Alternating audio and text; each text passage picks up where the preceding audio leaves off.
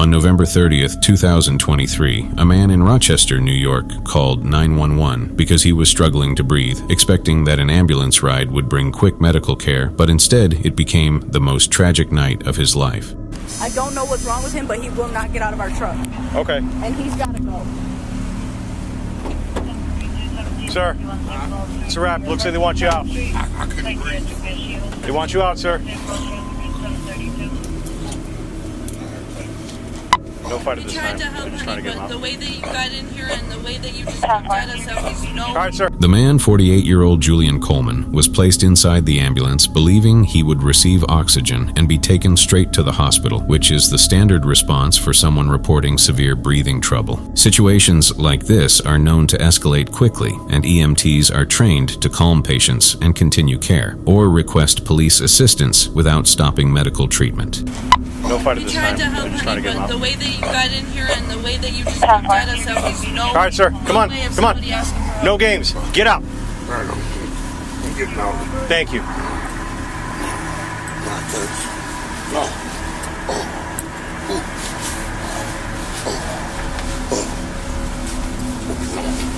Okay. 277 outlook. Honey, you told us you had pain from drinking water, and then you came in and you jumped at me and my phone and demanded oxygen. You would not let go of it. 247, same traffic. 47, same traffic. I was freaking out. All right. You'll freak out too if you can't breathe. I hear you. I probably try to control myself a little bit better. I'm not going to grab on anybody. You know what I mean? No, I was trying to grab for the door. Okay. Trying to get out of here. Okay. Now's your chance. All right. All right.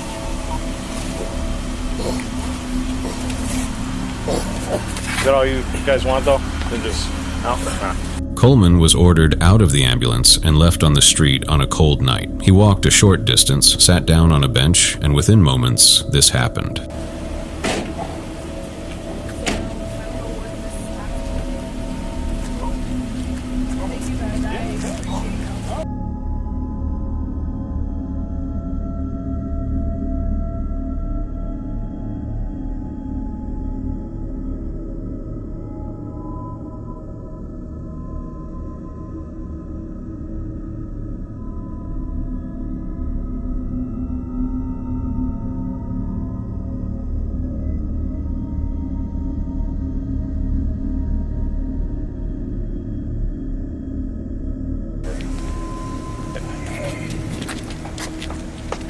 What happened?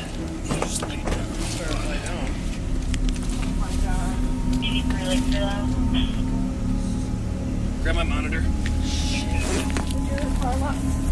It's unlocked. Monitor, drug box. For several minutes, no one noticed. By the time responders realized something was wrong, Coleman had been without oxygen for too long.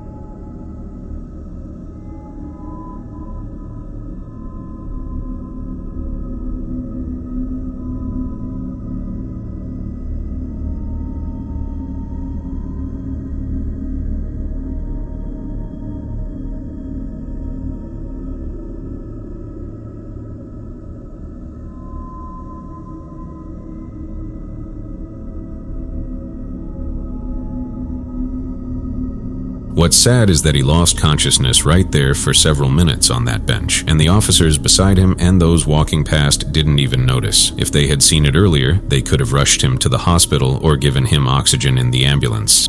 CPR was performed for about 15 minutes before his pulse was restored, and he was finally rushed to the hospital with oxygen support. The damage, however, was already done. The prolonged lack of oxygen caused severe brain injury. Coleman never regained consciousness and remained on life support until December 15, 2023, when he passed away. As of December 2025, no criminal charges have been filed. However, Coleman's family filed a federal civil rights lawsuit in June 2024 against AMR, the City of Rochester, the EMTS, and the police officers involved, and the case is still ongoing. Family statements released on anniversaries of his death confirm that they are continuing to seek answers and accountability. What's disturbing was the decision to remove a patient in respiratory distress from an ambulance and the absence of immediate medical attention after he collapsed. While investigations continue, reports indicate that improper handling of a distressed patient, combined with the delay in recognizing his collapse, were key factors that led to his death.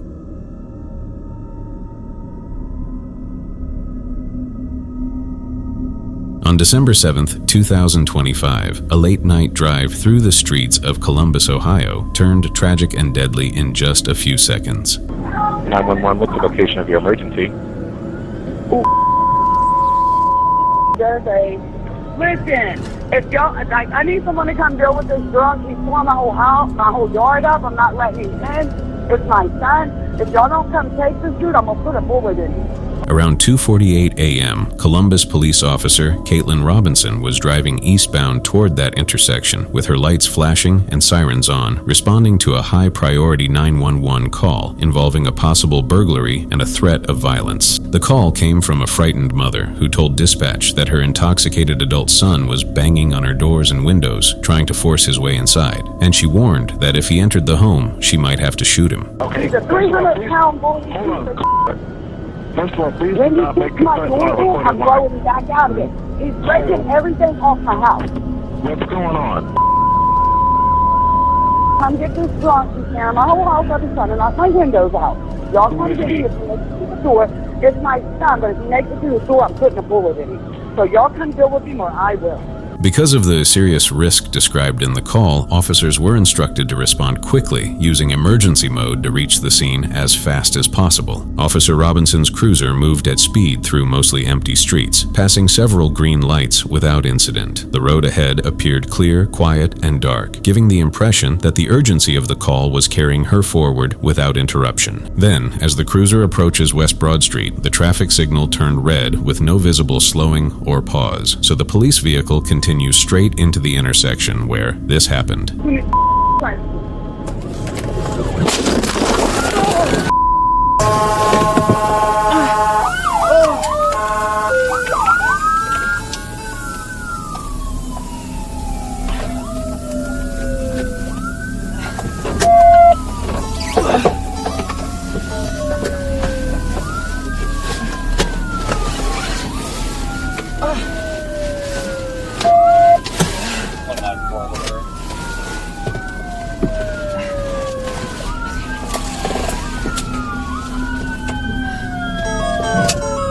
At the same moment, a white Chevrolet pickup truck driven by 30-year-old Corey Tinnis begins a left turn, moving forward after another vehicle clears the way in front of him. Unfortunately, the police cruiser strikes the driver's side of the pickup at high speed, sending a violent shock through both vehicles. Corey Tinnis is thrown from his truck and lands unresponsive on the roadway. Other officers arrive within moments and begin life-saving efforts at the scene, while Robinson takes deep breaths, trying to understand what just happened. From the body cam perspective of an officer, it looked like a movie scene. Hey, buddy.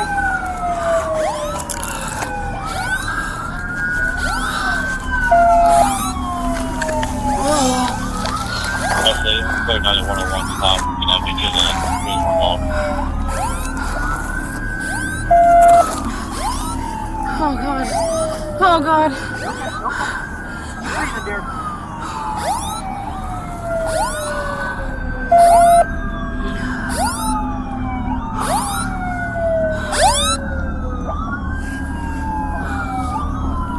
Oh, come on. You okay? Hey, come on. Keep breathing. Come on. Come on. Come on, brother. Come on. Okay? Come on. Keep breathing. Come on. Come on.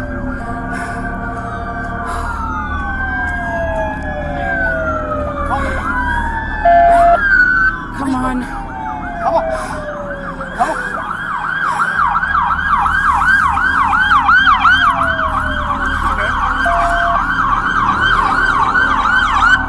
Come on. Breathe, buddy. Come on. Let's say you get medicine narrated now. You okay? You okay? Breathe. Come on. Oh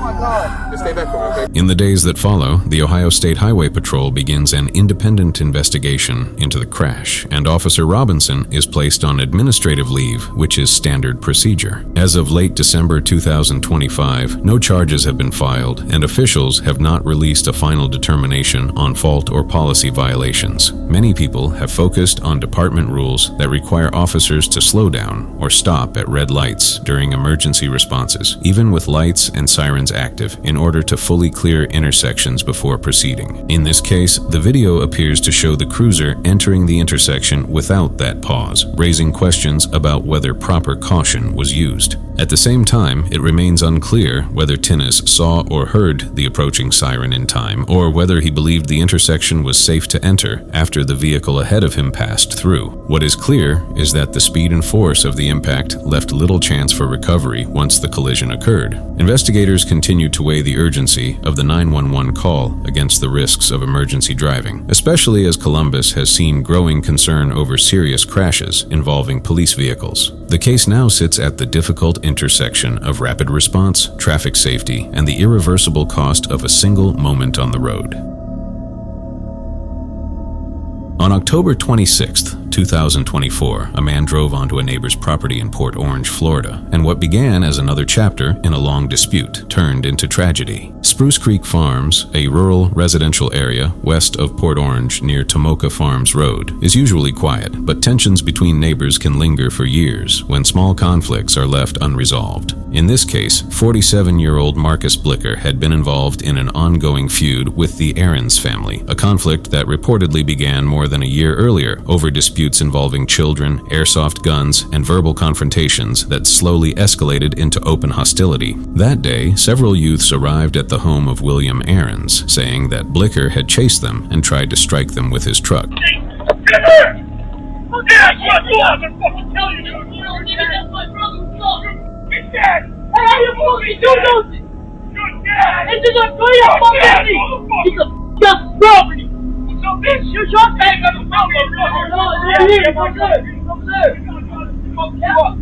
Moments later, Blicker himself pulled aggressively into the Aarons' driveway, bringing the conflict directly onto their property. William Aarons, 46, fired warning shots and ordered him to leave, but when the truck continued moving toward a person near the house and a dog, the situation crossed a line. Hey! Get out of my house or I'll kill you right now! You wanna die? Come on, mother! Come on! Come on, here, bro! Come on, that's it! I was just driving you!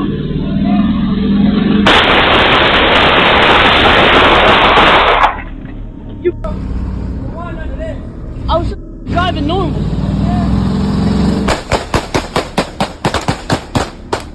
William, armed with an assault-style rifle, and his 18-year-old son, Gunnar Aarons, positioned behind a fence with a handgun, both opened fire. Blicker was struck multiple times and died at the scene, slumped behind the wheel of his truck. His Rottweiler, which was inside the vehicle, was injured but later recovered. In the months that followed, prosecutors reviewed surveillance footage that showed the truck accelerating forward, treating it as a deadly weapon under Florida law. By mid-2025, no charges were filed against the Aarons family, with authorities ruling the shooting justified self-defense based on the immediate threat posed by the vehicle and the fear of serious harm. The case reignited discussion around Florida's Stand Your Ground law, especially in situations where a vehicle is used aggressively and property owners are not required to retreat on their own land. Investigators noted that the video evidence clearly documented the sequence of events, which played a critical role in the final decision. While questions remain about what ultimately pushed Blicker to act the way he did that day, officials pointed to his decision to drive aggressively onto the property and then surge forward after warnings as the turning point.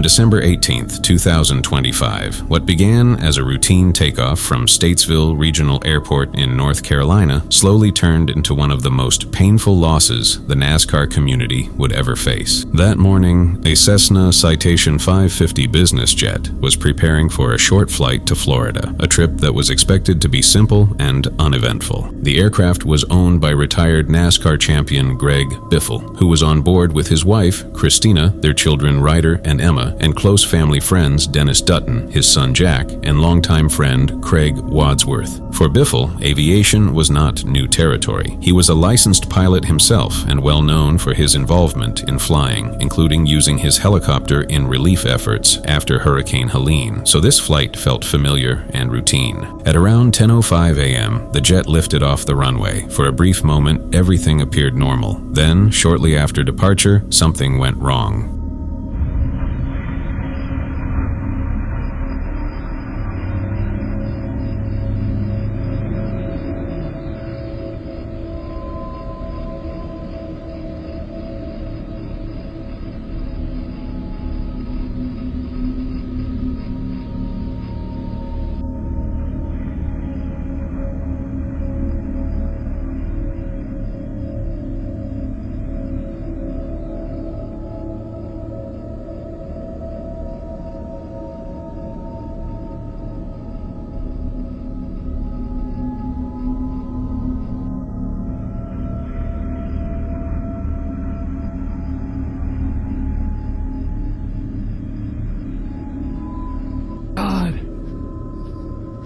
A plane just crashed at Lakewood.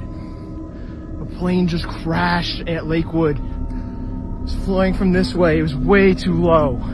Huge explosion. The calm morning on the golf course ended instantly. Golfers dropped to the ground as burning debris scattered across the 9th hole, and the heat from the explosion could be felt from a distance. All 7 people on board were killed in the intense post-crash fire. It is confirmed that 7 occupants from that aircraft died as a result of that crash. Because of the post-crash fire that was associated with that crash, we're not able to give those 7 names at this point definitively. We have to be able to say without a doubt that the person that was deceased is the name we're tying to, so we'll have to wait for the medical examiner's confirmation for those 7 occupants. It is believed that based on the people that were indicated to be on that flight, along with eyewitness accounts of who entered that airplane prior to it departing, that Mr. Greg Biffle and several of his immediate family were of the deceased. The NTSB will be the investigating agency, and they are the ones that will be able to determine what occurred with this crash. It was later reported that moments before impact, Christina had sent a text message to a family member saying, "We're in trouble," suggesting that those on board knew the situation had become critical. Investigators from the National Transportation Safety Board are still working to determine what caused the emergency. The cockpit voice recorder has been recovered, though no final conclusions have been released. Weather conditions, including low ceilings and light drizzle, are being examined, along with possible mechanical problems or pilot-related factors. Despite the presence of experienced pilots on board, including 3 licensed aviators, the chain of events moved too fast to allow any chance of recovery. While the exact trigger for the emergency return remains unknown, early reports point to the difficulty of low-visibility flying and how unforgiving short-field approaches can be when something goes wrong. The loss has left a deep mark on both the aviation and racing communities, serving as a reminder that even familiar flights can change in an instant and that time in the air can be far more fragile than it appears from the ground.